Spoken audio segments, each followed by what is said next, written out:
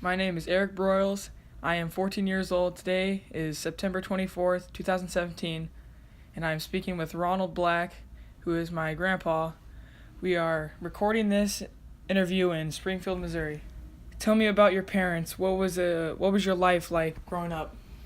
Well, I was born and raised on a small farm.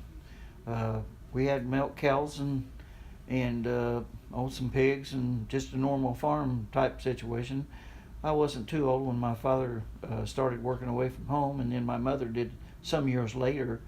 So it was just kind of a normal everyday life for that particular time in history. And can you tell me something about your basic training?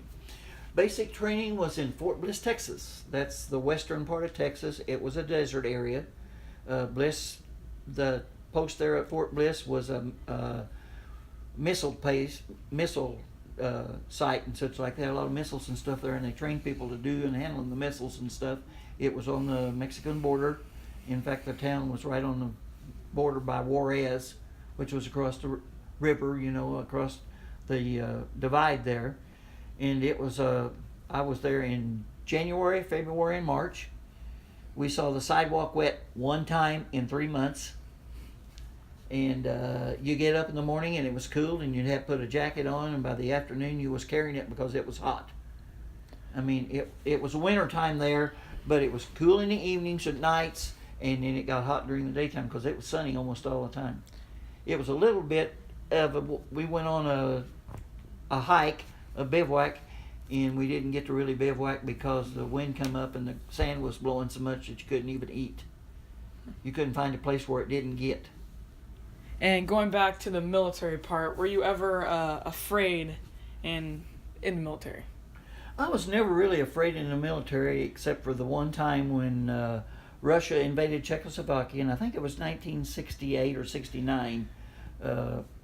They came in and they didn't like the way Czechoslovakia was part of their control, and they went in and exercised their control. We were in tank gunnery, and we could see the guard towers and the fence and stuff on the Czechoslovakian border. We was that close to it, and everyone was concerned that Russia would go in there and not stop. But they just went in and took over Czechoslovakia, and we never had any more issues out of it or anything. That was the only time that you were really kind of concerned that, this may get hairy. It could get a little bit rough. Because they loaded the tanks, took ammunition off that they used for target practice, which was what we were there for, and they loaded the tanks with hot, high rounds ready to defend the country. I mean, they didn't play around. That morning when we got up, they were loading tanks with rounds to put them into battle if they needed to go.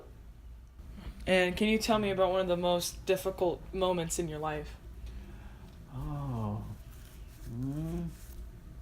Well, of course, it was difficult when my grandmother died, because she was probably closer to me than any other grandkids and stuff, because my dad lived close to her and all this kind of stuff and such like. The only thing nice, or I guess you would call it nice, the only thing that made this more is that one night, she got up in the night, went into a recliner, kind of sat there and passed away. It wasn't a big long sickness or illness or anything like that. She was just 80 some years old. So she died. She had a pretty long life. Yeah, she had a pretty long life. My grandfather didn't live near that long. He was probably I don't think he was even made 60. How would you describe me to someone who has never met me? Oh, I've talked about you different times to different people and such like. I mean, you're smart. You're a normal teenager. You play sports really hard, and that's not a bad thing. You're growing up pretty much. You're at 5'10", almost 5'11", and you're 14 years old, so that's a pretty tall young man. But that's how I would explain you to most people. We've talked about your sports and such like to different people. Phil Scalf that I know and such like, of course, his kids were all grown and so on, and they all played a lot of sports and stuff. So he's used to hearing it and he knows it. Mm-hmm.